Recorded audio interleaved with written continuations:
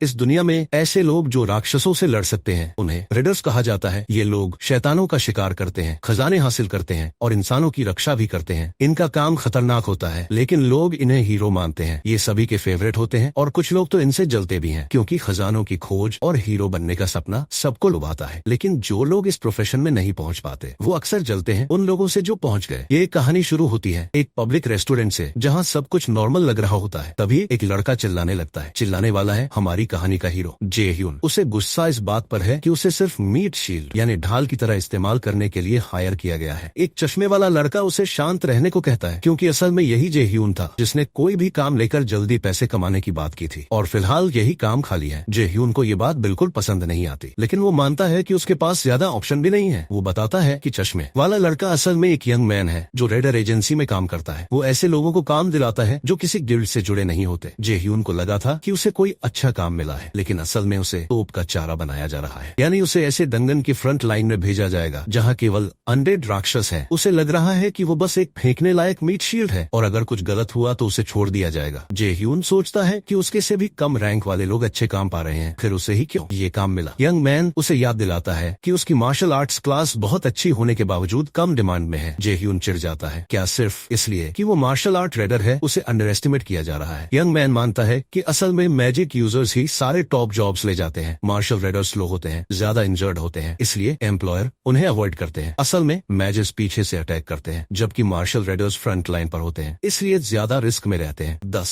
साल पहले तक मार्शल रेडर्स की डिमांड बहुत ज्यादा थी लेकिन अब हालात बदल चुके हैं। जे ह्यून को पछतावा है कि उसने मैच क्लास क्यों नहीं चुना जब उसे मौका मिला था। 11 साल पहले जब वो हाई स्कूल में था उसने 97% स्कोर किया था मैच एप्टीट्यूड में जो लगभग परफेक्ट था। तब टॉप स्टूडेंट्स का भी स्कोर 92% तक था लेकिन उसने 34% स्कोर के बावजूद मार्शल क्लास चुनी और वो भी बिना किसी अच्छे कारण के। उस समय मैजेस को लोग बफर समझते थे, कमजोर जो खुद से कुछ नहीं कर सकते, लेकिन अब सब उल्टा हो चुका है। मैजेस टॉप पर हैं और मार्शल रेडर्स का दौर खत्म। अगर जे ह्यून ने तब मैच क्लास ली होती तो शायद आज उसकी जिंदगी अलग होती। अब 20 साल की उम्र में रेडर्स ग्रो नहीं कर सकते, यानी अब बहुत देर हो चुकी है। यंग मैन उसे समझाता है कि आजकल ऐसे मौके मिलना भी मुश्किल है, उसे ये ऑफर एक्सेप्ट कर लेना चाहिए। असल में वो ये काम किसी और को देने वाला था लेकिन फिर जे ह्यून की याद आई इसलिए उसे दे दिया। ये सुनकर जे ह्यून को दुख और आयरनी दोनों महसूस होती है। कभी उसकी टैलेंट को सब जलते थे, आज वही डी रैंक मार्शल रेडर बन चुका है जिसके पास कोई ऑप्शन नहीं है। आखिर में वो ये काम स्वीकार कर लेता है। यंग मैन खुश हो जाता है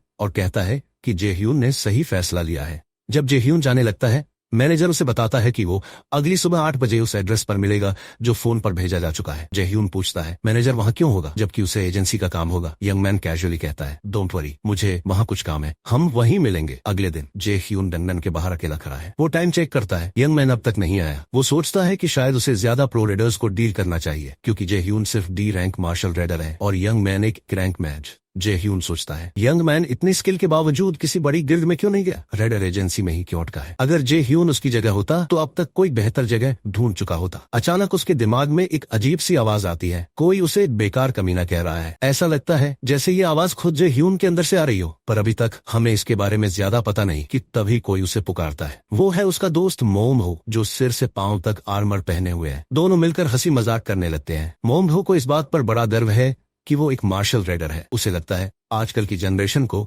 मार्शल आर्ट रेडर्स की वैल्यू समझ नहीं आती। उसके हिसाब से मेजेस तो पीछे खड़े भिखारी हैं जो बस आग के गोले फेंकते हैं, पर जे ह्यून को ऐसा नहीं लगता। उसके लिए तो मार्शल रेडर होना बिल्कुल भी कूल नहीं है। सच तो ये है कि वो लोग तो खाना तक मुश्किल से खरीद पाते हैं।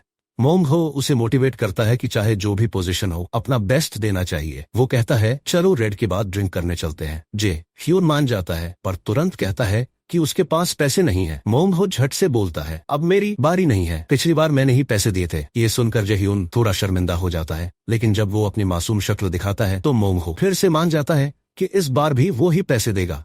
जे ह्यून हंस देता है और माफी मांगता है कि हमेशा उसी से पैसे दिलवाता है, लेकिन अंदर ही अंदर उसे लगता है कि मोमहो थोड़ा ज्यादा ही इजी टारगेट है। अचानक एक नया आदमी आता है और सबको डंगन के गेट पर इकट्ठा होने को कहता है क्योंकि 30 मिनट में रेड शुरू होने वाली है। सब लोग यहाँ तक कि हमारा हीरो भी थोड़े टेंशन में आ जाते हैं। शायद उन्हें ये नया लड़का पसंद नहीं जो आकर सबको हुक्म दे रहा है। मोमहो फिर अपनी पार्टी की तरफ चला जाता है तैयारी करने और जे ह्यून वहीं खड़ा खड़ा बार बार अपना फोन चेक करता रहता है। अब हमें पता चलता है कि डंगन में घुसने से पहले रेडर्स को 2 बातों का ध्यान रखना होता है। पहला, अगर अंदर अचानक कोई छुपा हुआ खजाना मिल जाए तो अक्सर लोग लालच में अपनी अक्ल खो बैठते हैं। जब दिमाग पर लालच छा जाता है तो डंगन उन्हें टेस्ट करता है और ऐसे टेस्ट से बच पाना मुश्किल होता है। दूसरी बात क्या है ये हम जान पाते इससे पहले ही वो नया आर्मर वाला फिर टपक पड़ता है। वो जे-hyun को बोलता है कि फोन देखना बंद करो, अब चलो अंदर, और मजाक करता है कि शायद वो अपनी गर्लफ्रेंड की फोटो ताक रहा है। जे-hyun हंसते हुए बोलता है ऐसी कोई बात नहीं, पर सच तो ये है कि वो अपनी माँ की फोटो देख रहा था, गर्लफ्रेंड की नहीं। वो अपनी माँ को मन ही मन एक बात कहता है और फिर डंगन के अंदर चला जाता है। डंगन के अंदर मेजेस पीछे रहते हैं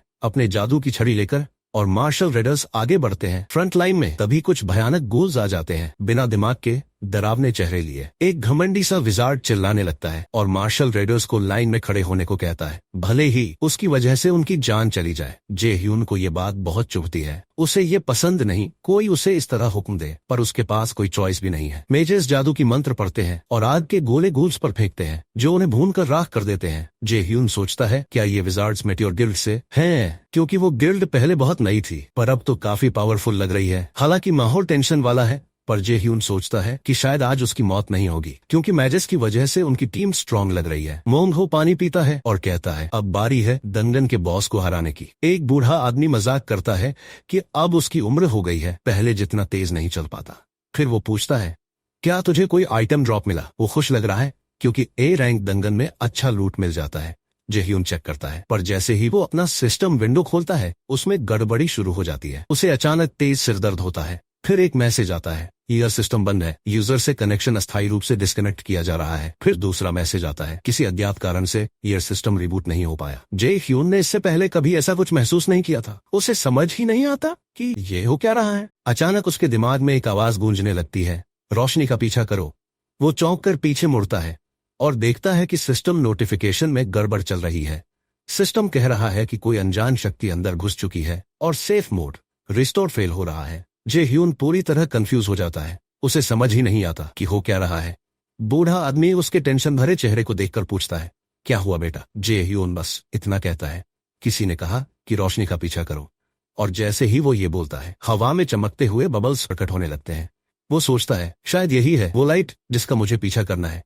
इधर बाकी कोई भी इन लाइट्स को देख नहीं पा रहा, बस वो ही देख सकता है। बूढ़ा फिर पूछता है, तू ऐसे अजीब क्यों बिहेव कर रहा है। जे-hyun के पास कोई जवाब नहीं होता, उसकी आंखें उस रोशनी पर टिकी रहती हैं। वो डर को निगलते हुए तय करता है कि देखते हैं ये क्या है। जब बूढ़ा पूछता है कि कहाँ जा रहा है तो वो कहता है, मैं बस थोड़ी देर में वापस आता हूँ। वो रोशनी का पीछा करते करते एक अजीब सी जगह पहुंच जाता है। जैसे ही वो वहां पहुंचता है सिस्टम विंडो खुलती है और मैसेज आता है, ये सिस्टम डिसेबल हो चुका है, स्टेटस विंडो लोड नहीं हो सकती। वो सिस्टम से इंटरेक्ट करने की कोशिश करता है पर कुछ काम नहीं कर रहा। फिर एक और नोटिफिकेशन आता है, सिस्टम को आंशिक नुकसान पहुंचा है, अब सेफ्टी मोड में रिबूट की कोशिश होगी। जे-hyun सर खुजाता है पूरी तरह से उलझन में, क्योंकि जब से वो 10 साल की उम्र में अवेकन बना था तब से आज तक 17 सालों में ऐसा कभी नहीं हुआ। ना कभी सिस्टम डाउन हुआ ना कोई रिबूट आया।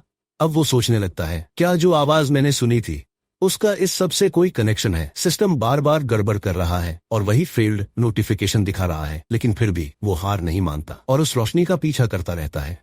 अब थोड़ा बैकग्राउंड, ये जो एशियर सिस्टम है इसका नाम नॉर्स मिथोलॉजी के देवताओं जैसे ओडिन और थोर के नाम पर पड़ा है। माना जाता है कि ये सिस्टम उन्हीं से आया था, इंसानियत की आखिरी उम्मीद के रूप में। साल 2011 में जब दुनिया पर तबाही आई थी, एक दिन अचानक प्रशांत महासागर के बीचों बीच एक विशाल पेड़ उगने लगा। सिर्फ 9 दिनों में वो इतना ऊंचा हो गया कि दुनिया पर उसकी छाया पड़ गई। वो पेड़ और कोई नहीं बल्कि था इग्द्रासिल यानी मोर्ड ट्री। 9वें दिन जब वो पूरी तरह फैल गया तब मानो नरक के सारे दरवाजे खुल गए। भयानक मॉन्स्टर्स की सुनामी आ गई, आधी इंसानियत खत्म हो गई और बाकी लोग भूखमरी और बीमारियों से लड़ते रहे।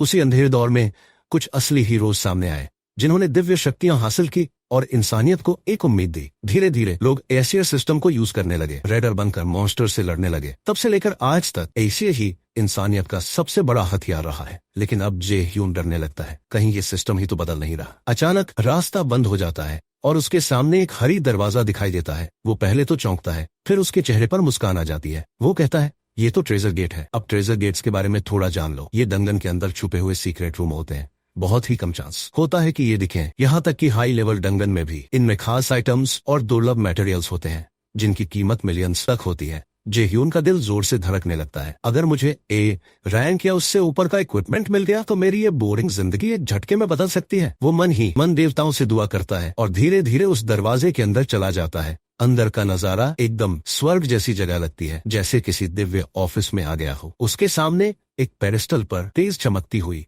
चीज रखी है। जे ह्यून ने ऐसी जगहों के बारे में सिर्फ अफवाहें सुनी थी, लेकिन उसने कभी सोचा भी नहीं था कि उसे खुद ऐसा कुछ मिलेगा। वो बहुत एक्साइटेड होता है और जैसे ही वो हाथ बढ़ाता है उस चीज को छूने के लिए, नोटिफिकेशनों की बौछार शुरू हो जाती है। सिस्टम फीचर सफलतापूर्वक रिस्टोर हो गया है। नया इक्विपमेंट खोज लिया गया है। क्या आप आइटम डिटेल्स देखना चाहते हैं? जे ह्यून के चेहरे पर कान से कान तक मुस्कान फैल जाती है। जून के दिल में ये एहसास होता है कि शायद उसकी दुआ कबूल हो गई है। जैसे ही वो उस आइटम को हाथ में लेता है, सिस्टम पैनल दिखाता है कि ये ओडिन की खोई हुई आंख है, एक माइथिकल रैंक का आर्टिफैक्ट। ये आंख ओडिन की थी, जो एशिया के सबसे ताकतवर भगवान माने जाते हैं। उन्होंने इसे ज्ञान के बदले मिमिर के कुएं में कुर्बान कर दिया था। अब अगर हमारा हीरो इस आइटम को पहन लेता है तो वो रून लेखन और यहाँ तक कि जादू को उल्टा करके उसे तोड़ने की शक्ति पा सकता है। ये इकलौता मिथिकल रैंक वाला आइटम है और एक बार पहनने के बाद ये हमेशा के लिए उसका हो जाएगा। ये आंख इतनी तेज चमकती है कि जे ह्यून सीधा इसकी तरफ देख भी नहीं पाता। सिस्टम पैनल पर वो इसकी एक्टिव स्किल पढ़ता है, एब्सोल्यूट कैलकुलेशन, जो एक एक्स रैंक की स्किल है। ये स्किल किसी भी जादू की स्ट्रक्चर को एनालाइज करके उसे तबाह कर सकती है। जैसे जैसे उसका रून मैजिक का कंट्रोल बढ़ता है, वो बिना स्पेल बोले ही पूरा मैजिक चला सकता है। एक और फायदा ये है कि वो ब्लैंक कार्ड के जरिए दुश्मनों की स्किल्स कॉपी भी कर सकता है। ये आइटम सच में बहुत पावरफुल है और जे ह्यून को एक नया स्तर दे सकता है एक रेडर के तौर पर। लेकिन जे ह्यून इसे बेचने का फैसला करता है क्योंकि ये आइटम बाजार में सैकड़ों मिलियन वोन में बिक सकता है। अब उसे न ज्यादा मेहनत करनी पड़ेगी, न किसी की ढाल बनकर जान खतरे में डालनी होगी। फिर वो सोचता है कि एक बार पहन कर देख ही ले, क्योंकि उसने कभी कोई मिथिकल आइटम यूज नहीं किया। मगर जैसे ही वो कोशिश करता है, सिस्टम वार्निंग देता है, एक बार पहन लिया तो दोबारा उतारा नहीं जा सकेगा। उसे पता है कि वो अब इस तरह के गियर के लिए प्राइम एज 20 साल से नीचे पार कर चुका है, तो चाहे पहन भी ले उसका ठीक से इस्तेमाल नहीं कर पाएगा। इसलिए वो पहनने का आइडिया छोड़ देता है। इस लकी मोमेंट के बाद वो पार्टी में वापस लौटने का फैसला करता है। थोड़ी ही देर बाद बुजुर्ग आदमी पार्टी के सदस्यों को भरोसा दिलाता है कि उसका दोस्त जल्दी लौटेगा और जैसे ही वो ये कहता है, जे ह्यून आ भी जाता है। लड़का पार्टी लीडर से माफी मांगता है और वादा करता है कि दोबारा देर नहीं करेगा। सब कुछ सेट होने के बाद बूढ़ा आदमी उसके सीने पर हल्की सी थपकी देकर कहता है, चलो अब मूड ठीक करो। जे ह्यून मुस्कुरा के जवाब देता है, मैं तो पहले से रेडी हूँ, आज की पार्टी की मेरी तरफ से ड्रिंक्स। बुजुर्ग चौंक जाते हैं और सोचने लगते हैं कि जे ह्यून के साथ अचानक क्या हो गया।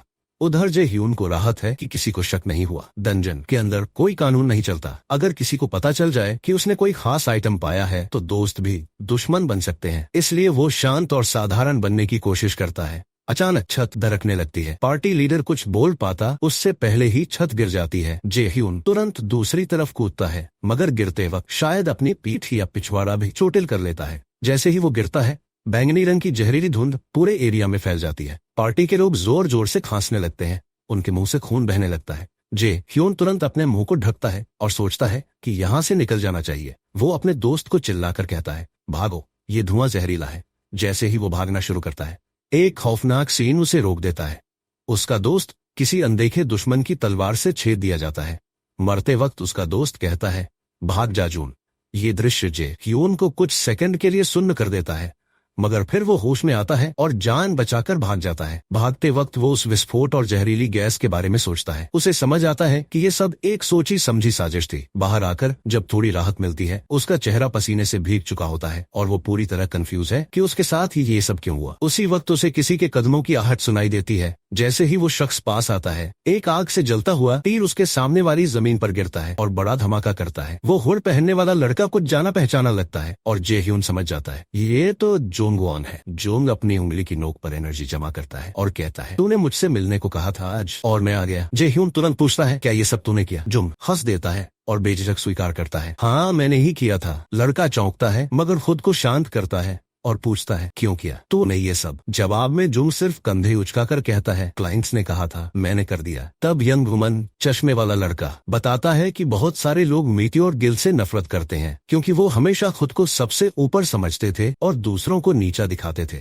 जे ह्यून अपने दांत भींचते हुए बताता है कि डंगॉन में असैसिनेशन कॉन्ट्रैक्ट्स होते हैं, यानी ऐसे कॉन्ट्रैक्ट जिनमें तंग जगह का फायदा उठाकर टारगेट को मारा जाता है। ऐसा लगता है कि मीटियोर गिल्ड भी इन गंदे धंधों में शामिल था और शायद इसलिए लिए उन्हें मारा गया। जे-ह्यून को अपने तीर से छिले हुए कंधे का दर्द महसूस होता है। उसे नहीं लगता कि वो युंग-वान का सामना कर पाएगा, क्योंकि वो एक ए रैंक मैजिशियन है और पूरे देश के टॉप 2% जीनियस में आता है। वहीं हमारा हीरो तो बस एक mid to low rank player है। उसे पता है कि वो उनका मुख्य टारगेट नहीं है, फिर भी उसे डर है कि उसे भी मार सकते हैं ताकि कोई सबूत न बचे। लेकिन एक सच्चे हीरो की तरह जून अपने साथियों का बदला लेने की सोचता है, खासकर मोंगो का। लेकिन अभी वो कोई बेवकूफी नहीं करना चाहता। वो युंग-वान से कहता है कि वो मीटियोर गिल्ड वाली बात किसी को नहीं बताएगा, मगर युंग-वान सुनने की जगह फायर चेन से अटैक कर देता है। जे-ह्यून तुरंत साइड में कूदकर बचता है, फिर भी उसके चेहरे को थोड़ा झटका लगता है। वो समझ जाता है कि अगर एक सेकंड भी लेट होता तो उसकी मौत पक्की थी। युंग-वान बार बार जलती हुई चेन फेंकता है और जे-ह्यून जान बचाने के लिए लगातार भागता है। उसे समझ नहीं आ रहा कि उसे क्यों टारगेट किया जा रहा है। वो तो एक डी रैंक प्लेयर है। हर पल के साथ उसके चेहरे पर चोटें और बढ़ती जाती हैं, जबकि अटैकर बिल्कुल नहीं रुक रहा। तभी जून के दिमाग में वो आवाज फिर गूंजती है जो उसे हमेशा निकम्मा कहती है। वो सोचता है कि ये आदमी जो उसके मन में आता है शायद उसका पिता ही है। ये सोचते ही जे-ह्यून पूछ बैठता है कि ये सब मेरे पापा ने करवाया है। चश्मे वाला आदमी कुछ पल के लिए रुकता है, फिर धीरे धीरे हंसते हुए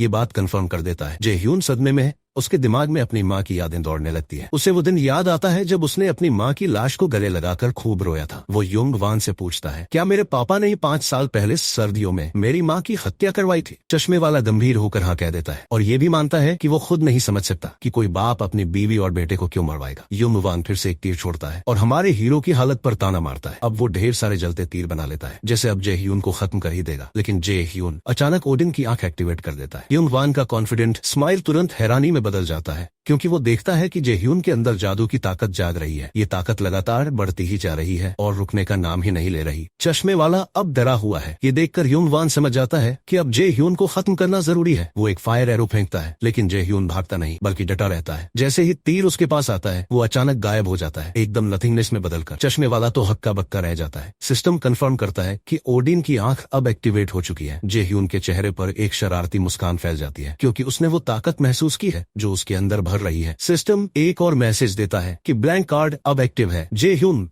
बिना समय गवाए उस ब्लैंक कार्ड का यूज करके युंग-वान की स्किल ब्लिट्ज चेन कॉपी कर लेता है और साफ कर देता है कि अब इस कमीने को दर्दनाक मौत मिलेगी। वो भी जलते हुए तीर बनाता है और वहीं युंग-वान हैरान है कि जो स्किल उसे सालों में सीखने में लगी वो एक डी रैंक रेडर इतनी आसानी से कैसे चला रहा है। डरते हुए भी युंग-वान कहता है कि उसे हराना आसान नहीं होगा, लेकिन जे-ह्यून आत्मविश्वास से कहता है अब हिसाब बराबर होगा और तीरों की बारिश कर देता है। युंग-वान भी जवाब में तीर छोड़ता है। उनके जादुई अटैक टकराते हैं, लेकिन ऐसा लग रहा है कि जे-ह्यून अब भारी पड़ रहा है। जे-ह्यून लगातार हमला करता रहता है और आखिरकार घमंडी युंग-वान डर के मारे जान बचाने के लिए भागता है। युंग-वान एक जबरदस्त ब्लिट्ज चेन अटैक से पलटवार करता है, लेकिन जे-ह्यून फौरन अपनी एब्सोल्यूट कैलकुलेशन एबिलिटी एक्टिवेट करता है और आने वाले अटैक को मिटा देता है। साथ ही एक तीर सीधा दुश्मन की तरफ छोड़ देता है। घबराया हुआ युंग-वान खुद को बचाने के लिए एक शील्ड बनाता है, लेकिन जे-ह्यून वहीं नहीं रुकता। वो फिर से एब्सोल्यूट कैलकुलेशन यूज करता है और शील्ड को भी गायब कर देता है। तीर सीधा युंग-वान को लग जाता है और वो बच नहीं पाता। धूल छटती है। जे-ह्यून धीरे धीरे उसके पास जाता है। युंग-वान अब जमीन पर गिरा रो रहा है, जैसे कोई टीवी ड्रामा चल रहा हो। आंसू उसकी आंखों से बह रहे हैं, लेकिन जे-ह्यून को कोई दया नहीं आती। वो एक और आग वाला तीर छोड़ता है और एक ही वार में उसका काम तमाम कर देता है। इस भयंकर लड़ाई के बाद जे-ह्यून पूरी तरह थक चुका है। वो जमीन पर लेट जाता है और सोचता है कि इतनी मेहनत से मिथिक आइटम पाया और अब जान पर बनी है। मौत उसके लिए हमेशा डरावनी थी, लेकिन अब जब वो बिल्कुल सामने है तो एहसास और भी गहरा हो गया है। धीरे धीरे उसकी सांसें ठंडी होने लगती हैं। तभी अचानक एक सिस्टम विंडो पॉपअप होती है। एक नया डाउनलोड शुरू हो रहा है। सिस्टम कहता है अगर वो इसे एक्टिवेट करता है तो वो किसी पुराने वक्त में वापस जा सकता है। वैसे भी मौत करीब है। तो जे-ह्यून कहता है हाँ कर दो एक्टिवेट। जैसे ही वो कमांड देता है नॉर्नर नाम का नया सिस्टम शुरू हो जाता है। अगले ही पल हम कुछ देवी जैसी औरतों को एक अनजान भाषा में बात करते देखते हैं। सुनने में कुछ समझ नहीं आता। सुनहरी बालों वाली औरत शायद जे-ह्यून का हाथ पकड़ती है और उसी समय वो नीली दोस्ताना विंडोज लाल और डरावनी हो जाती है। एक नोटिफिकेशन आता है। अब जे-ह्यून हाई एसियर का बड़ा दुश्मन बन चुका है। आधे एसियर देवता अब उस पर नजर रखेंगे।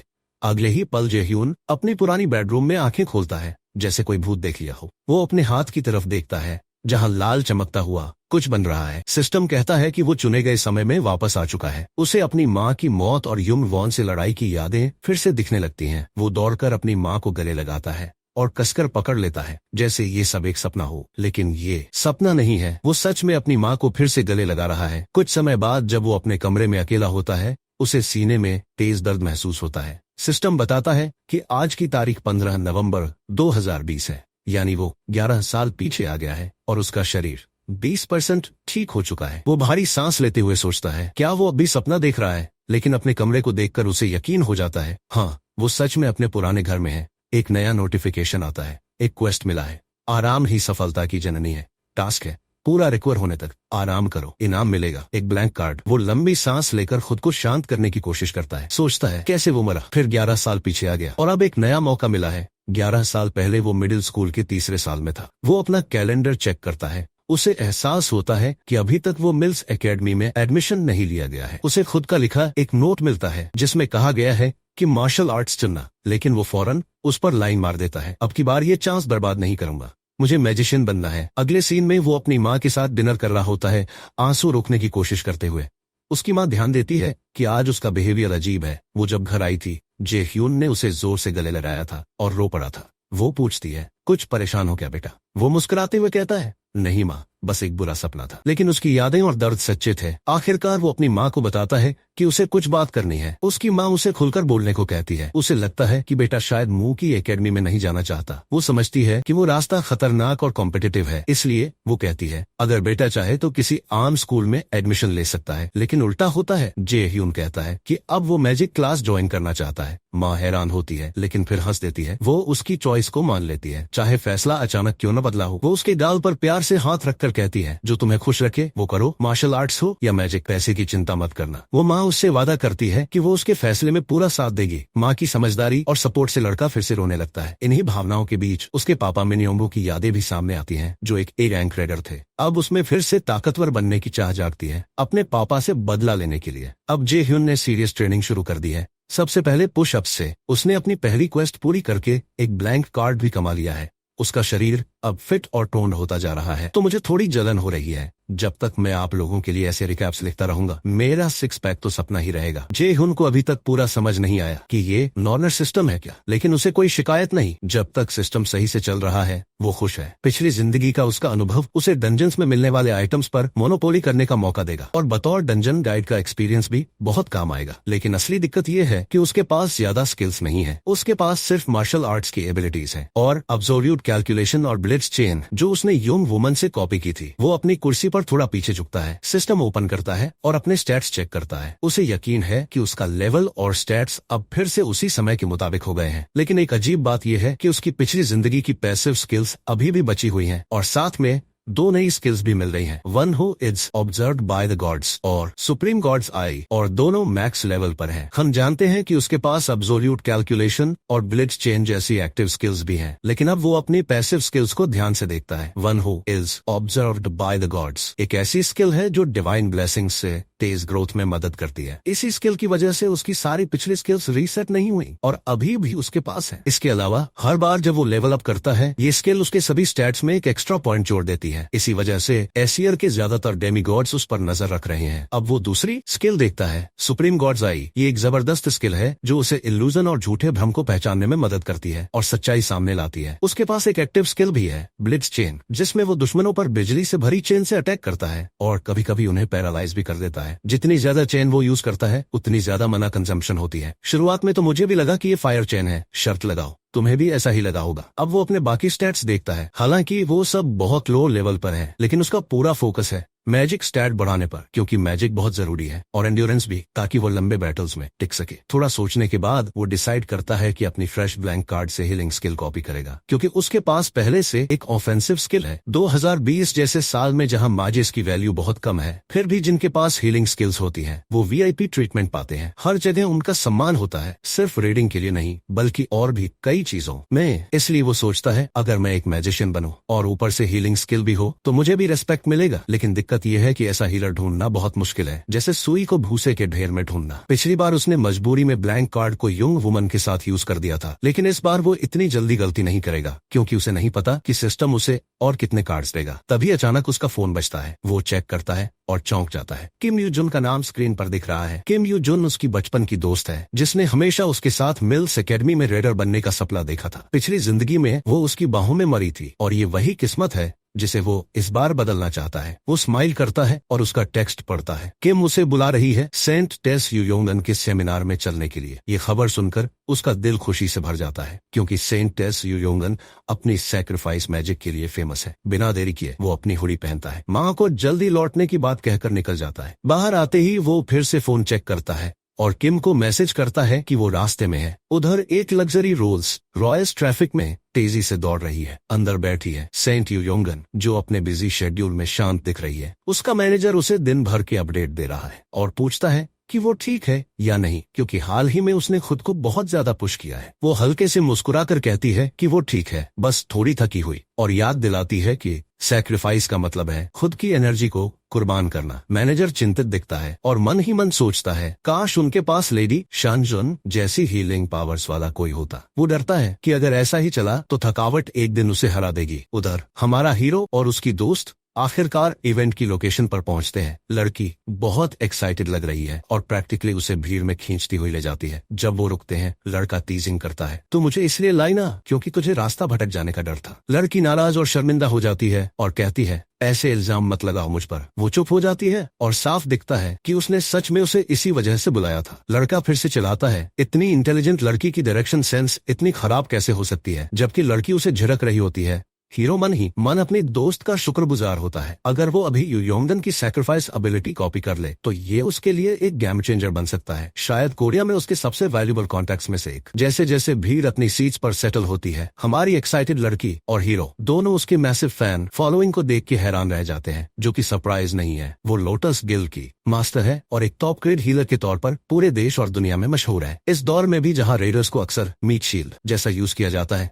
वो हमेशा दूसरों की सेफ्टी पहले रखती है। आखिरकार वो स्टेज पर आती है और भीड़ उसे देखकर पागल हो जाती है। हीरो उस परफेक्ट मोमेंट का इंतजार करता है जब वो उसकी एबिलिटी कॉपी कर सके। इसी दौरान वो कैजुअली कह देता है कि बस 2 महीनों में सेंट को एक डंजन रेड में बहुत बुरी तरह बीमार पड़ना है और ये उसकी अपनी हीलिंग मैजिक सैक्रिफाइस की वजह से होगा। वो सोचता है, अगर मैं उसकी एबिलिटी कॉपी कर लूं तो शायद सिर्फ मैं ही उसे ठीक कर सकता हूँ। इस बीच किम यूजुम बहुत एक्साइटेड हो रही होती है, जो जय हुन को थोड़ा अनोइंग लगता है। स्टेज पर सेंट अपना स्पीच शुरू करती है। वो कहती है कि दुनिया इस वक्त बहुत मुश्किल में है। यग्द्रासिल का पेड़ और मॉन्स्टर्स इंसानों की जिंदगी खा रहे हैं। फिर भी वो उम्मीद देती है और कहती है कि अवेकन्ड लोग इंसानियत को बचा सकते हैं, और सबको इंस्पायर करती है कि वो भी रेडर बने। जब स्पीच खत्म होती है, फैंस खुशी से झूम उठते हैं। जे हुन भी इस बात से सहमत होता है कि फ्रंट लाइंस पर मॉन्स्टर से लड़ना आसान नहीं होता, इसलिए ज्यादातर लोग रेडर बनने से डरते हैं। वो खुद इसका एग्जाम्पल है, क्योंकि वो भी पहले ओडिन की आई बेचकर पैसा कमाने के चक्कर में रेडिंग से बचना चाहता था। जैसे जैसे वो दोनों आगे बढ़ते हैं, लड़की सेंट के बारे में नॉन स्टॉप बातें करती जाती है और हीरो उसे टीज करता रहता है, जिससे लड़की इरिटेट हो जाती है। फिर लड़का कैजुअली बताता है कि उसने उसकी माँ को पहले ही फोन कर दिया है कि वो उसे लेने आ जाए, क्योंकि उसकी डायरेक्शन सेंस बहुत खराब है। लड़की कहती है, तो तू भी मेरी मम्मी के साथ ही चल ले, लेकिन वो मना कर देता है। कहता है, मुझे कुछ और काम है। जाने से पहले वो कैजुअली बोलता है कि अब उसने करियर चेंज कर लिया है, अब वो पूरी तरह से मैजिक पर फोकस करेगा और शायद उसे फ्यूचर में उससे सीखने की जरूरत होगी। ये सुनकर लड़की थोड़ी डिसअपॉइंटेड हो जाती है और अकेले महसूस करती है। हीरो चारों तरफ देखता है और आखिरकार उसे सेंट की गाड़ी दिखती है। उसके चेहरे पर हल्की सी मुस्कान आती है और वो उस तरफ बढ़ता है, लेकिन सेंट की मैनेजर उसे देखते हुए कहता है, फैंस के विजिट्स अभी अलाउ नहीं है। लड़का बोल्ड होकर कहता है, मैं फैन मिलने नहीं आया, मुझे डायरेक्टर युसोंगन से मिलना है। मैनेजर उसे लाइटली डिसमिस करते हुए कहता है, जाओ यहाँ से, डायरेक्टर को डिस्टर्ब मत करो, वो तुम्हारी प्रेजेंस से इरिटेटेड हो जाएंगी। लेकिन लड़का इंसिस्ट करता है, मैं फैन नहीं हूँ और मैं जानता हूँ कि लेडी युसोंगन एक लाइलाज बीमारी से जूझ रही है और सिर्फ मैं ही उन्हें ठीक कर सकता हूँ। ये सुनकर मैनेजर शॉक्ड रह जाता है और गुस्से में लड़के की कॉलर पकड़ लेता है। तुमने ये कहाँ से सुना? लड़का कामली कहता है, चिल्लाओ मत, लोग देख रहे हैं। इसी पल गाड़ी की खिड़की नीचे होती है और खुद लेडी युसोंगन उससे डायरेक्टली पूछती है, क्या तुम अपने कहे पर कायम रह सकते हो? वो कॉन्फिडेंटली जवाब देता है, हाँ, मैं आपकी बीमारी ठीक कर सकता हूँ। लेडी थोड़ी हेजिटेंट होती है, लेकिन लड़के की कॉन्फिडेंस देखकर वो सोचती है, अगर ये झूठ बोल रहा है तो जल्दी ही पकड़ा जाएगा। लेकिन उसकी बेइंतहा सेल्फ कॉन्फिडेंस उसे और भी सस्पिशियस बना देती है।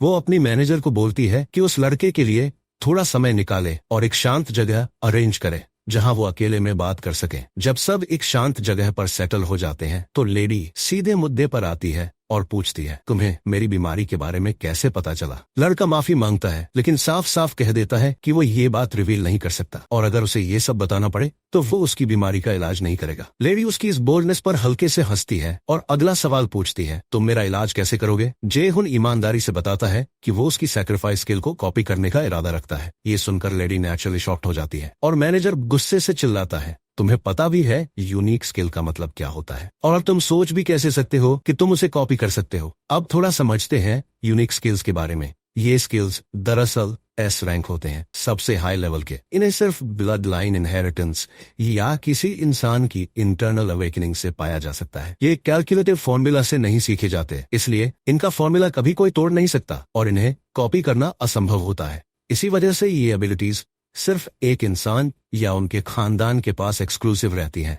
लड़का सबको शांत करता है और कहता है, अगर मुझे ये सब नहीं पता होता तो मैं यहाँ आता ही नहीं। लेडी तुरंत अपने गुस्से में मैनेजर को शांत करती है और कहती है, थोड़ा सुन तो लो, ज्यादा टाइम नहीं लगेगा। वो लड़के से पूछती है, क्या तुम सच में ये कर सकते हो जो तुम कह रहे हो? लड़का कॉन्फिडेंटली हाँ कहता है। हम ये भी जानते हैं कि उसकी यूनिक स्किल सैक्रिफाइस की एक पेनल्टी है, वो खुद को हील नहीं कर सकती जब तक कोई दूसरी हाई रैंक स्किल यूज ना हो, क्योंकि सैक्रिफाइस स्किल को काम करने के लिए भगवानों को बलिदान देना पड़ता है, इसलिए वो खुद को हील नहीं कर सकती। आखिरकार लेडी उसे इजाजत देती है। जैसे ही वो अपनी मैजिक ग्लो के साथ तैयार होती है, जे-हुन खुश हो जाता है और तुरंत उसकी एबिलिटी कॉपी कर लेता है। सिस्टम विंडो पॉपअप करता है, क्या आप इस स्किल सैक्रिफाइस को ब्लैंक कार्ड में रजिस्टर करना चाहते हैं? लड़का बिना झिझक यस कहता है। कॉपी पूरी होते ही वो स्किल को एक्टिवेट करता है और अपनी हथेली में एक डिवाइन ग्लो के साथ स्किल को समन करता है। ये देख दोनों हैरान रह जाते हैं। अब हीरो डिसाइड करता है कि पहले नेगोशिएशन करे, फिर उसे हील करेगा। तो आइए देखें इस स्किल के स्टैट्स क्या है। स्किल सैक्रिफाइस ये एक हीलिंग वेव क्रिएट करता है जो कई एलाइज को एक साथ हील करता है और उनके डिबफ्स हटाता है। 2, अगर इसे उन डेड मॉन्स्टर्स पर यूज करें तो ये जजमेंट ऑफ लाइट नाम की अटैक स्किल बन जाती है। 3, चूंकि ये स्किल एक ब्लैंक कार्ड से कॉपी हुई है, इसमें कोई भी पेनल्टी इनहेरिट नहीं हुई। लेडी पूछती है, तुम हमारे गिल्ड से क्या चाहते हो? बाहर से काम देखने के बावजूद अंदर से वो सोचती है, इस मिडिल स्कूलर को हैंडल करना तो मेरे लिए आसान ही होगा।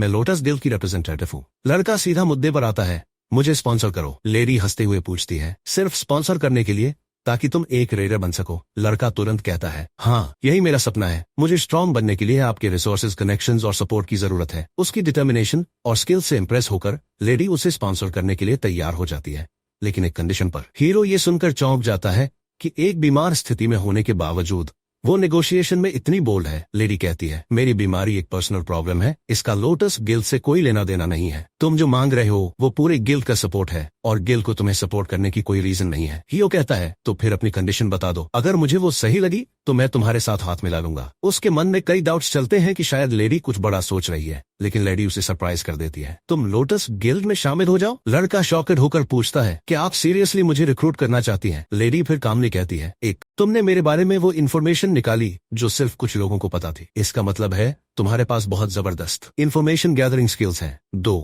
तुमने मेरी सैक्रिफाइस स्किल को परफेक्टली कॉपी किया, ऐसा मैंने कभी नहीं देखा। अब मैं जानना चाहती हूँ, क्या दुनिया में और भी कोई ऐसा है जो ऐसा कर सकता है? लड़का थोड़ा ऑकवर्ड फील करता है ये सब सुनकर, क्योंकि वो उसे ये नहीं बता सकता कि उसे उसकी बीमारी के बारे में सिर्फ इसलिए पता था क्योंकि वो टाइम में पीछे लौट चुका है, और वो जो स्किल्स कॉपी कर पा रहा है वो सिर्फ उसके चीट सिस्टम की वजह से है। तभी लेडी थोड़ा ज्यादा करीब आ जाती है और तीसरी वजह बताती है कि क्यों वो उसे अपनी गिल्ड में रिक्रूट करना चाहती है। तुम भले ही मिडिल स्कूलर हो, लेकिन जब तुम लोटस गिल्ड की रिप्रेजेंटेटिव के सामने खड़े थे तो जरा भी नहीं डरे। मुझे तुम्हारा ये जिगर पसंद आया। जे-हुन को याद आता है कि उसके पास्ट में लोटस गिल्ड उसकी मौत के कुछ समय बाद ही गिर गया था। अब जब वो दोबारा यहाँ है तो उसे लगता है कि इस गिल्ड को ज्वाइन करना उसकी ग्रोथ के लिए बेस्ट होगा, लेकिन वो सोचता है, मैं तो माइनर हूँ, फिर कॉन्ट्रैक्ट कैसे होगा? माइनर से कॉन्ट्रैक्ट करना तो इलीगल है। लेडी मुस्कुराकर उसे रिमाइंड कराती है राइट ऑफ प्रायोरिटी नेगोशिएशन के बारे में। हीरो को ये बात पता है, राइट ऑफ प्रायोरिटी नेगोशिएशन एक गिल्ड का अधिकार होता है जिससे वो किसी भी अंडर एज ट्रेनी को सपोर्ट कर सकते हैं, और जब वो अदालत बनता है तब उस गिल्ड को बाकी सभी गिल्ड से पहले उस लड़के से कॉन्ट्रैक्ट करने का हक होता है। जे-हुन सोचता है कि उसने कभी इमेजिन नहीं किया था कि वो इस तरह के किसी स्पेशल पर्क का यूज करेगा, खासकर तब जब पहले तो छोटी मोटी गिल्ड्स ने भी उसे रिजेक्ट कर दिया था। अब लगता है कि लेडी को हमारे हीरो में कुछ खास नजर आ गया है। लड़का उठता है और कहता है, मैं आपको अभी हील करता हूँ। लेडी की ऑफर तो सीधी सादी है, लेकिन लड़का पहले इलाज करना चाहता है, उसके बाद ही वो उसकी शर्तें मानेगा। वो जब उसके सिर के ऊपर खड़ा होता है तो मैनेजर ज्यादा खुश नहीं दिखता। हालांकि अब उसे लड़के की पावर्स पर कोई डाउट नहीं है, क्योंकि उसने सब कुछ अपनी आंखों से देखा है। फिर भी उसे डर लगता है कि कहीं ये लड़का कोई शैडी चीज या फॉरबिडन मैजिक तो यूज नहीं कर रहा, क्योंकि अब तक तो सबसे टॉप डॉक्टर्स भी उसे ठीक नहीं कर पाए थे। कुछ ही देर में लेडी को अंदर से मैजिक से भरी हीलिंग फील होती है। उसे लगता है जैसे अंदर कुछ बदल गया हो। मैनेजर पूरी तरह शॉक्ड और अमेज्ड हो जाता है। वो एक पल भी वेस्ट नहीं करता, सीधा लड़के के आगे झुक जाता है और पहले उस पर जो डाउट किया था उसके लिए पूरी रिस्पेक्ट के साथ माफी मांगता है। हीरो बस हल्की सी मुस्कान के साथ कहता है, कोई बात नहीं बच्चा, समझकर डाउट करना नॉर्मल था। लेकिन मैनेजर फिर भी बार बार माफी मांगता है, क्योंकि उसे अपने रूड बिहेवियर का गिल्ट है। जय हुन अब लेडी से कहता है, सब कुछ हो गया है, अब आप आराम से चल फिर सकती हैं। लेडी खड़ी होती है और खिड़की तक जाती है, अपनी मैजिक से पूरा कमरा रोशन कर देती है। उसकी आंखों में आंसू भर आते हैं। मैं पूरी तरह ठीक हो चुकी हूँ। इस चमत्कार को देखकर वो इमोशनली भर जाती है। वो लड़के का शुक्रिया अदा करती है और पूछती है, क्या तुम्हें मुझे हील करने की कोई पेनल्टी मिलेगी? लेकिन हमें तो पता है उसकी कॉपीड स्किल पर कोई पेनल्टी नहीं लगती। हमारा हीरो मुस्कुराकर कहता है, जब सही टाइम आएगा आप मुझे रिपे कर सकती हैं। लेडी भी खुशी खुशी हाँ कहती है। वो अपना कार्ड निकाल कर देती है और कहती है, मेरी ऑफर के बारे में सोचो, मैं पूरी कोशिश करूंगी कि तुम्हारे फेवर में सब कुछ हो। अगले दिन मैनेजर उसे लोटस गिल्ड के एक लो रैंक डंजन तक ले जाता है। जैसा कि आप सोच सकते हैं, हीरो वहां अपनी स्किल्स को लेवल अप करने गया है, क्योंकि उसका एम है मिल्स एकेडमी में टॉप बनना। गिल्ड ने उसके लिए सब कुछ रेडी रखा है, यहाँ तक कि उसे कुछ एक्स्ट्रा गियर भी दिया गया है, जो आमतौर पर गिल्ड मेंबर्स के लिए होता है। लेकिन मैनेजर उसे वार्न करता है, अकेले डंजन में जाना रिस्की हो सकता है, तुम सोलो क्यों जाना चाहते हो? जेहन सिंपली कहता है, मैं ग्राइंड करना चाहता हूँ अपनी स्ट्रेंथ बिल्ड करने के लिए। मैनेजर उसे एक वॉर्प स्टोन देता है, अगर कोई डेंजर हो तो इसे तोड़ देना,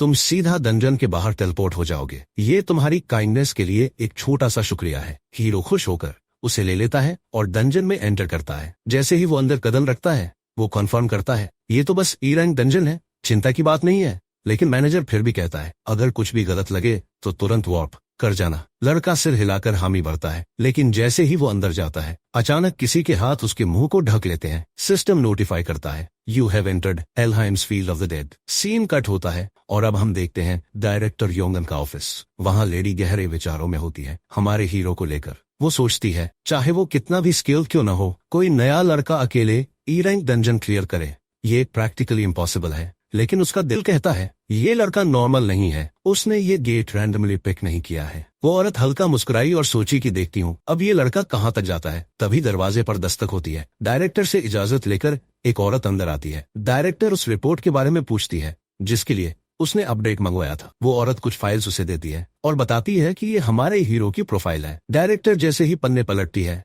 वो हैरान रह जाती है। उसे पता चलता है कि हीरो मार्शल आर्टिस्ट बनना चाहता है, जबकि उसकी मैजिक स्किल्स इतनी जबरदस्त है। कमरे में चुप्पी छा जाती है। रिपोर्ट लाने वाली औरत भी कंफ्यूज है कि कोई इतना टैलेंटेड इंसान ये कैसा डिसीजन ले सकता है। लेकिन वो डायरेक्टर को भरोसा दिलाती है कि रिपोर्ट एकदम सही है, जब तक कि कोई टेक्निकल गड़बड़ी ना हो। हम खुद देखते हैं कि लड़के की मैजिक एबिलिटी 97% है। थोड़ी देर बाद डायरेक्टर उसकी मैनेजर अपा को फोन करती है और कहती है कि जैसे ही लड़का डंगौन से बाहर आए तुरंत कॉल करे। वो खुद अपनी आंखों से उसकी ताकत देखना चाहती है। उधर हीरो एक अजीब सी जगह में गिरता है जिसे फील्ड ऑफ द डेड कहते हैं। जमीन पर पीठ के बल गिरता है और दर्द से कराह उठता है। चारों तरफ देखता है तो पता चलता है कि वो कब्रिस्तान में है। खड़ा होने की कोशिश करता है लेकिन जोर से खांसता है।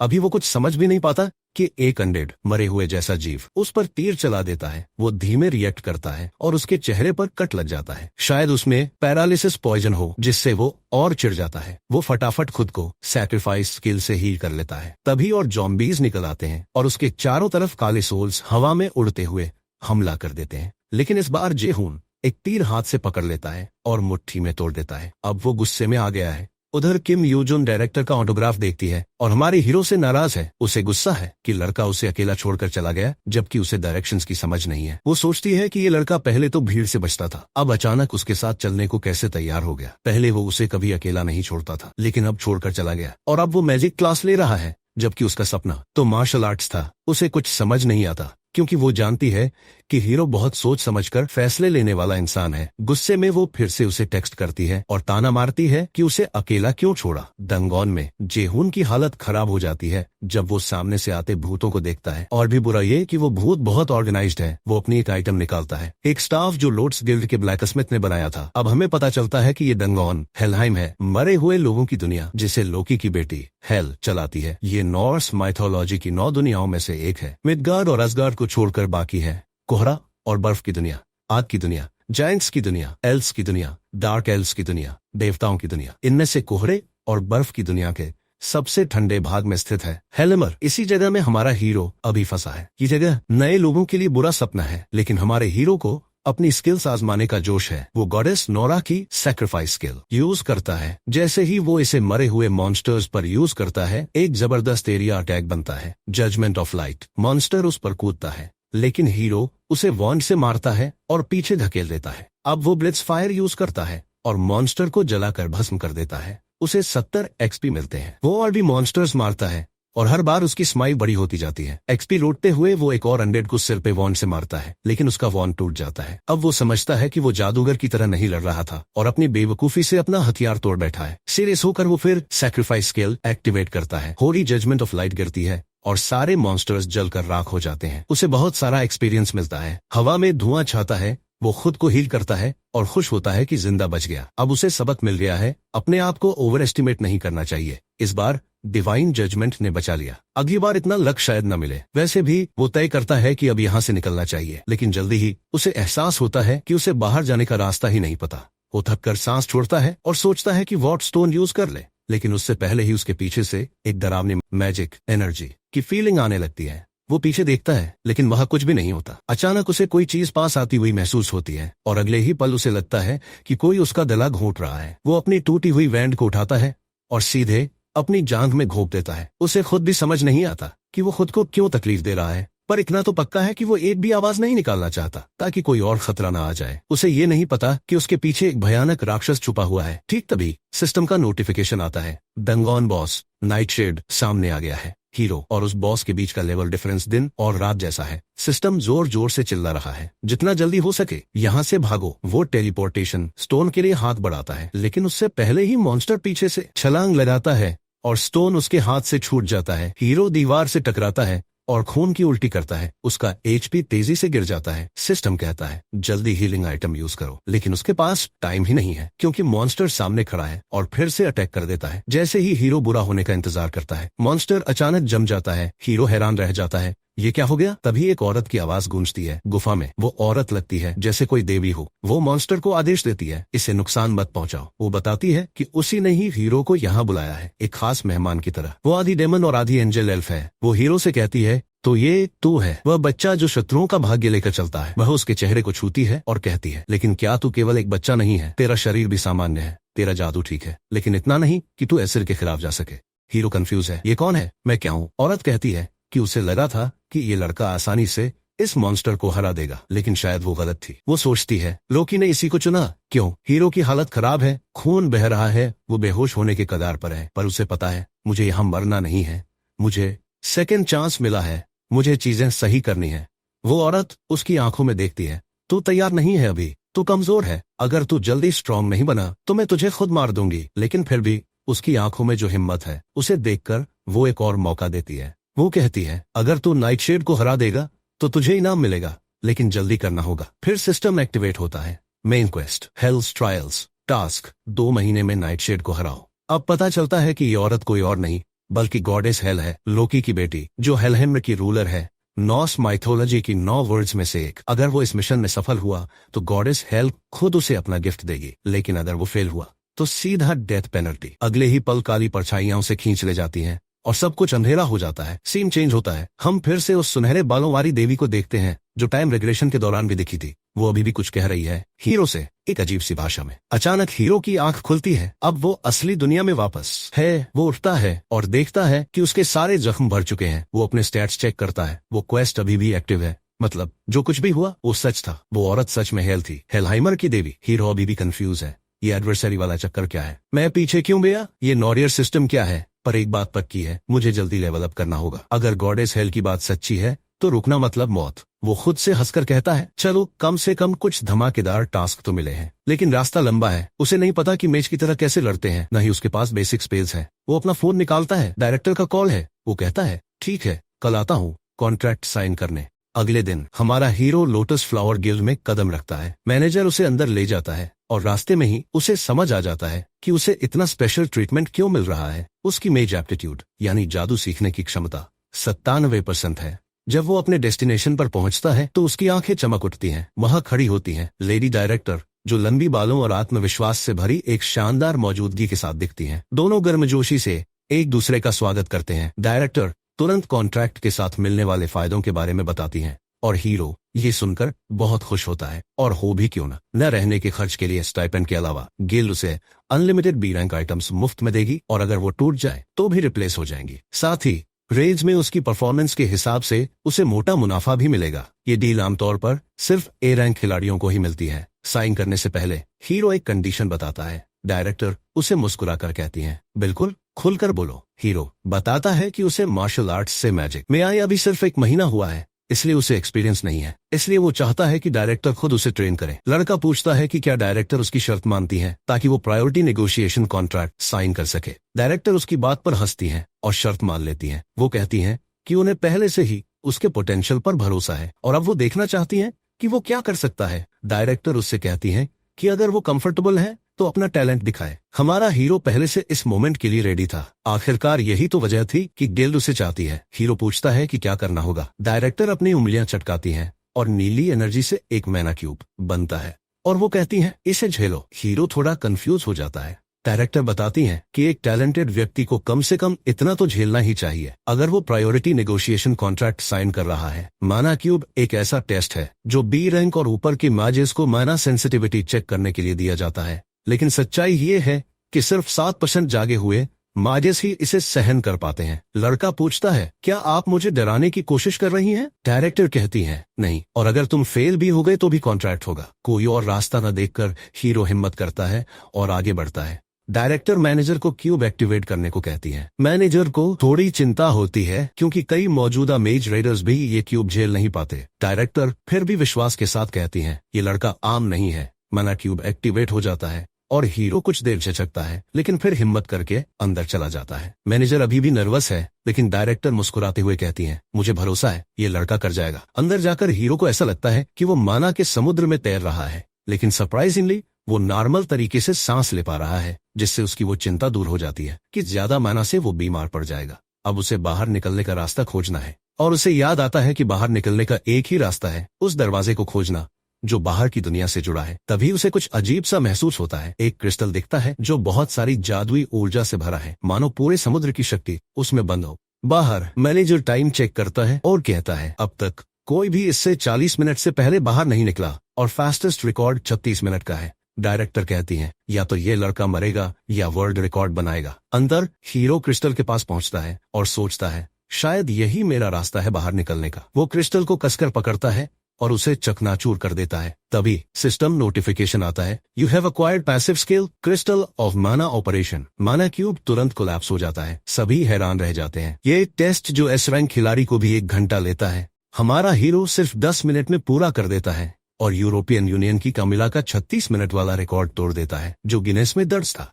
मैनेजर आगे आकर हीरो के हाथ पकड़ लेता है और तारीफ करता है। डायरेक्टर भी आती हैं, लेकिन वो हैरान है कि हीरो ने इतनी जल्दी क्यूब कैसे तोड़ दिया। हीरो बताता है, अंदर मुझे एक क्रिस्टल मिला, मैंने उसे तोड़ा। डायरेक्टर दंग रह जाती हैं क्योंकि माना क्यूब का क्रिस्टल पूरी क्यूब की शक्ति को कैद करता है और इसे खोजना या तोड़ना लगभग नामुमकिन है। लेकिन ये लड़का न सिर्फ उसे खोजता है बल्कि उसे तोड़ भी देता है। इसका मतलब ये है कि उसकी माना कैपेसिटी पूरी क्यूब से भी ज्यादा है। वो एकदम से खुशी में झूम उठती है और तुरंत कसम खा लेती है कि वो उसे दुनिया का सबसे बड़ा मैच बनाकर ही रहेगी। सीन कट होता है और हम वापस आते हैं लेडी के म्यूजियम के पास, जो साफ तौर पर गुस्से में है कि जून अब तक नहीं आया। हमारे हीरो की माँ उसके पास खड़ी होती है और कंफर्म करती है कि हाँ वो लेट है और फोन भी नहीं उठा रहा। तभी एक चमचमाती रोल्स रॉयस आकर रुकती है और दोनों औरतें चौंक जाती हैं। वो हैरान रह जाती हैं जब देखती हैं कि हमारा हीरो उस महंगी कार से उतर रहा है। इतनी महंगी गाड़ी ये अफोर्ड कैसे कर सकता है? जे ह्यून दोनों औरतों को देखकर खुशी खुशी हाथ हिलाता है। उसकी माँ थोड़ी परेशान होती है, डरती है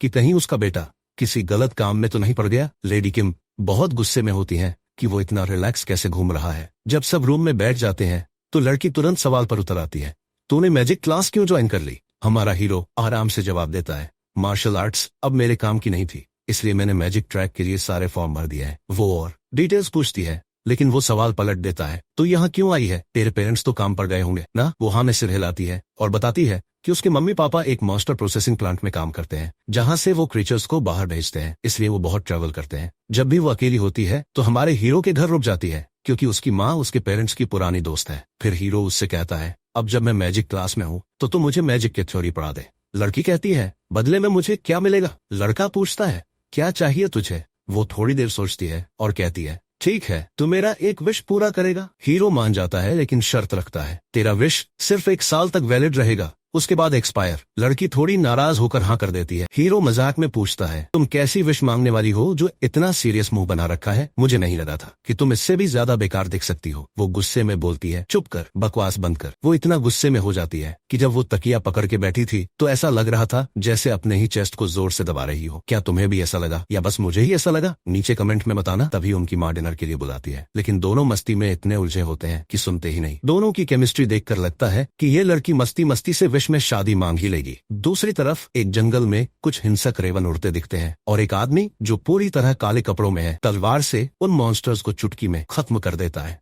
फाइनली हम मिलते हैं हमारे हीरो के पिता मिनेओंगो ओ से, जिन्हें एक आर्मर्ड आदमी डंगन क्लियर करने के लिए बहुत तारीफ करता है। वो आदमी मिनियों को अपने गिल्ड में इन्वाइट करता है, लेकिन हमारे हीरो के पापा मना कर देते हैं। मुझे अकेले काम करना पसंद है। आर्मर्ड आदमी बहुत रिक्वेस्ट करता है, यहाँ तक कि स्कारलेट गिल्ड की इज्जत देने की बात भी करता है, लेकिन ब्लैक सूट वाला बस मुस्कुराकर उसे जिद्दी कहता है। तभी वो अजीब सी चेनें समन करता है और इंसानों के लालच पर लेक्चर देने लगता है। इंसान बहुत लालची है और फिर वो हवा में गायब हो जाता है, छोड़ जाता है उस आदमी को एकदम कंफ्यूज।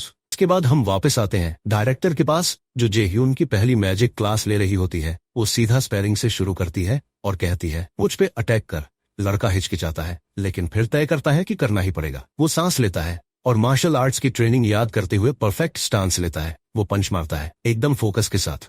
पंच का इम्पैक्ट इतना जबरदस्त होता है कि सब कुछ धूल में छुप जाता है। जब धूल हटती है तो दिखता है कि लेडी ने उसका पंच आराम से पकड़ लिया था, जैसे कुछ हुआ ही नहीं। हीरो एकदम डर जाता है, लेडी मुस्कुराती है और लड़का तुरंत पीछे हट जाता है। उसे अब समझ आता है कि उसने उसे अंडर एस्टिमेट कर दिया था, सिर्फ इसलिए कि वो हीलर। अब उसे पक्का लगने लगता है कि ये लेडी एस रैंक रेडर की ताकत रखती है। उसके बाद लेडी उसके मूव्स का एनालिसिस करती है और बताती है कि उसमें अब भी मार्शल आर्टिस्ट की आदतें दिख रही हैं, जैसे उसका स्टांस और पंचिंग स्टाइल। वो बताती है कि आमतौर पर मैच डायरेक्टर पर ऐसे धावा नहीं बोलते। फिर वो उससे पूछती है, तुझे पता है मार्शल आर्ट्स और मैजिक में क्या फर्क होता है? लड़का जवाब देता है, मार्शल आर्ट्स में तो पास जाकर तलवार वगैरह से फाइट होती है, लेकिन मैजिक में दूर से अटैक करते हैं। वो हाँ में सिर हिलाती है और कहती है, बिल्कुल सही, मैजिक क्लासेस का मकसद दूर से दुश्मन को कमजोर करना होता है और मार्शल आर्ट्स वाले सामने जाकर फिनिश करते हैं। फिर वो कहती है, अब तैयार हो जा, मैं तुझ पे अटैक करूंगी ताकि तुझे असली मैच कॉम्बैट का एहसास हो। घबराना मत, अगर कुछ हुआ तो मैं तुझे हील कर दूंगी। लड़का थोड़ा नर्वस होता है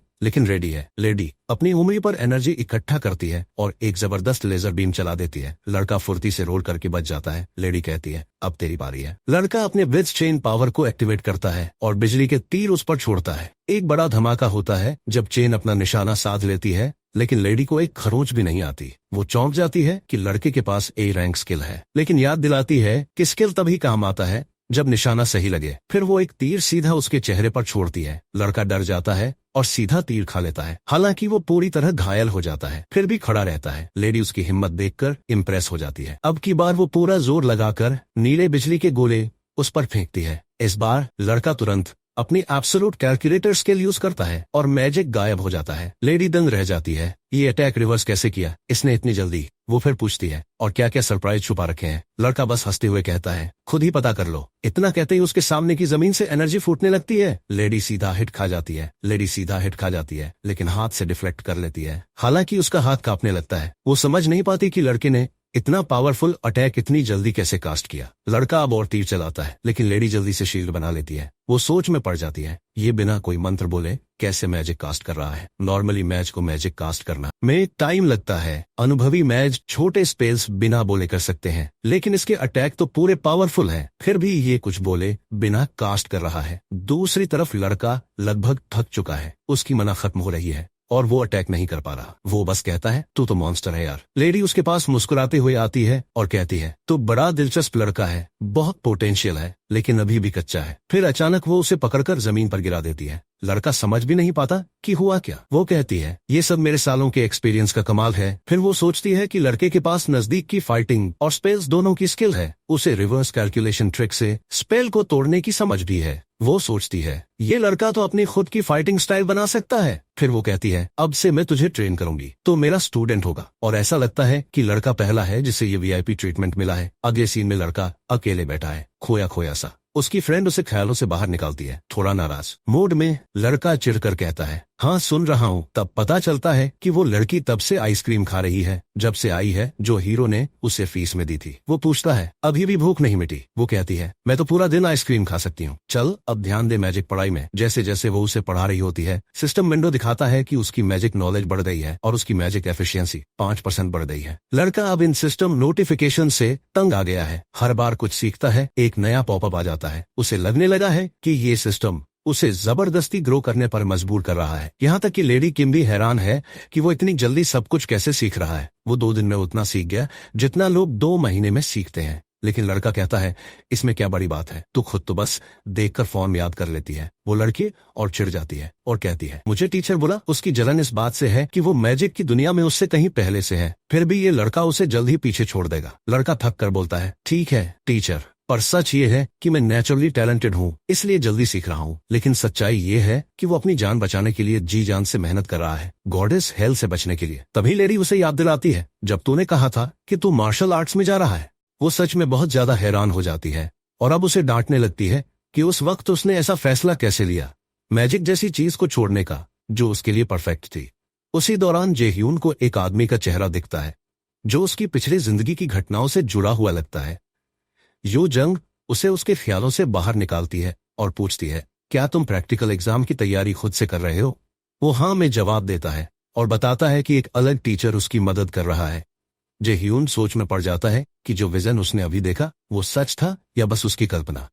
लेकिन उसे याद आता है कि हेल ने उसे नाइटशेड को हराने के लिए सिर्फ 2 महीने दिए हैं, इसलिए वो ध्यान भटकाने से बचता है। फिर वो अपने दूसरे प्लान्स पर सोचता है, जैसे वो जो पिल बना रहा है वो पूरी दुनिया के रेडर्स की मदद कर सके और उसकी खुद की लिमिट्स को भी पार करने में हेल्प करे।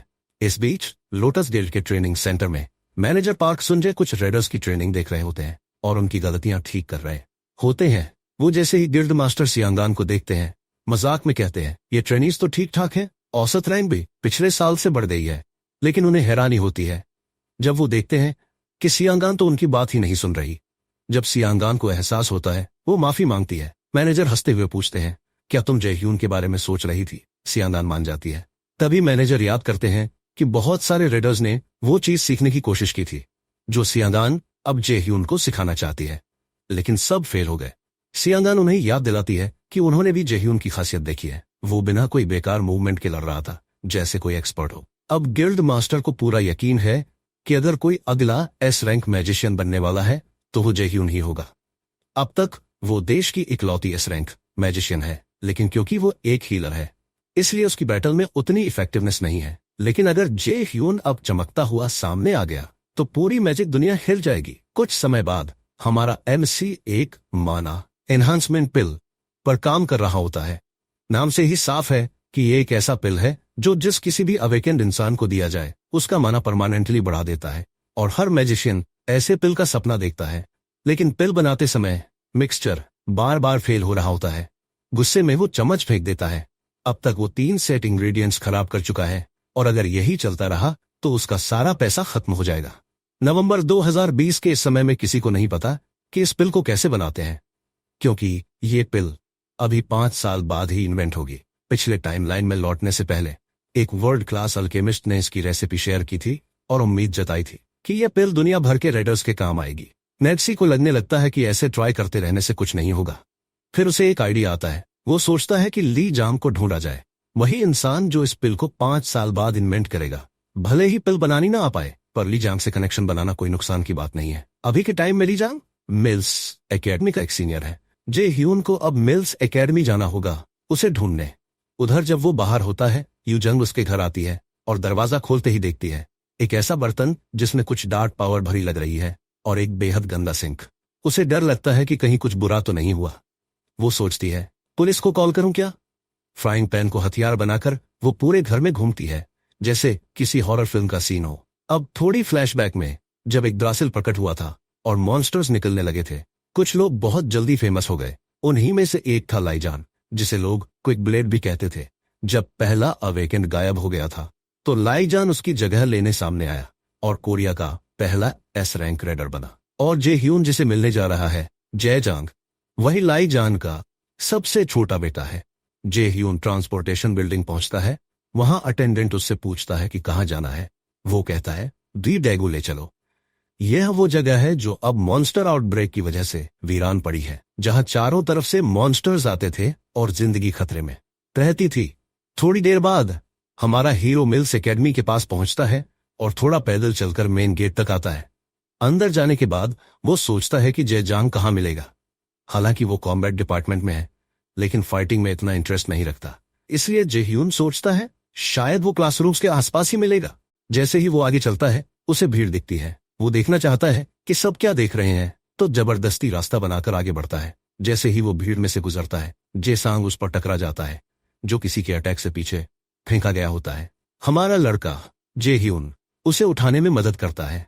जेसांग माफी मांगता है कि वो उस पर गिर गया, लेकिन जेह्यून कुछ नहीं कहता, बस उस लड़के को घूरता है जो जेसांग की पिटाई कर रहा है। वो बदमाश बुली पूछता है, तू है कौन? और ये भी कि क्या तेरा जेसांग से कोई मतलब है? फिर उसे हकलाने वाला बोलकर चिढ़ाता है। बिना जेह्यून कुछ बोले वो बुली उसके कंधे पर हाथ रखता है और पूछता है, क्या तू इस हकलाने वाले का भाई है? वैसे तुम दोनों तो जरा भी एक जैसे नहीं लगते। लेकिन जेह्यून कुछ जवाब नहीं देता। फिर वो बदमाश कहता है, हम लोग एक इंपॉर्टेंट बात कर रहे हैं, अगर तुझे दिक्कत नहीं चाहिए तो बाहर जा और वेट कर।